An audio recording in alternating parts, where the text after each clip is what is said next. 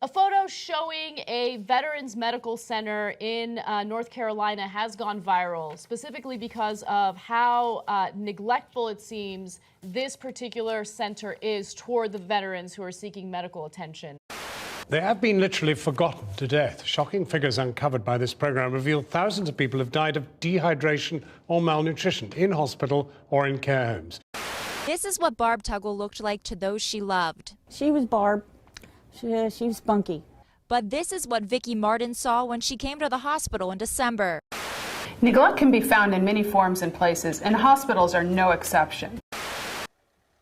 Pam Waller had dementia and was partly paralysed. Yet in the last months of her life, she was repeatedly discharged home without her daughter being informed, even though it was obvious she couldn't cope.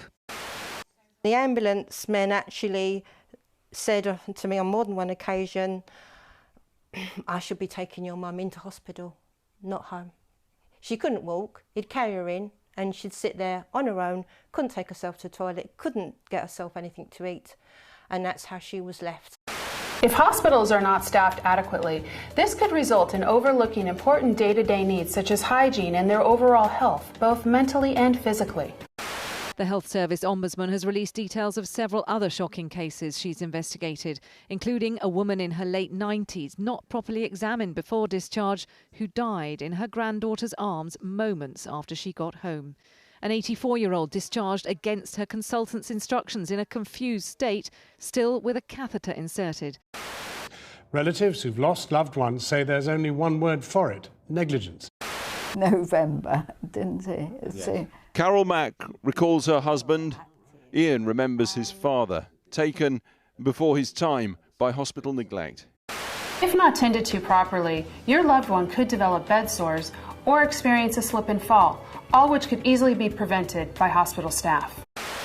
And an 85-year-old woman with dementia discharged at 11 p.m. to an empty home with no food, drink or bedding.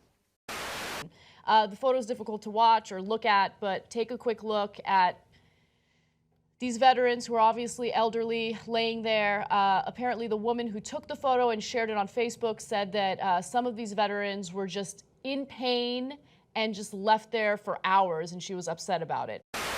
He'd be given drinks and they'd be left there, and sometimes, occasionally, they'd be written up as given to him.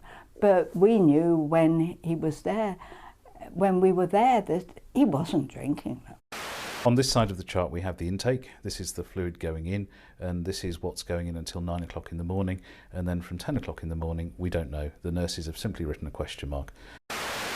Cuts to social care budgets have filled wards with frail elderly people who can't leave until the right support is organised. But as hospitals try to free up beds, some are failing in their duty to ensure each and every patient is able to go home. Catherine Jones, 5 News.